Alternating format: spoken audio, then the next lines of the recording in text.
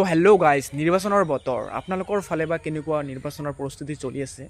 তো আৰু আপোনালোকে এইবাৰ কোনটো দলৰ পিছত দৌৰি আছে বা কোনটো দলত ভোট দিব নিশ্চয় কমেণ্টত জনাব। কিন্তু আজি মই এই ভিডিঅ'টোত আপোনালোকক জনাম যে মই কোনটো দলত ভোট দিম বা মই এইবাৰ কিহৰ পিছত দৌৰি আছোঁ। ইয়াৰ উত্তৰ কি জানে? এইবাৰ মই হেলিকপ্টাৰৰ ছবিত ভোট দিম বা হেলিকপ্টাৰৰ দলত ভোট দিম।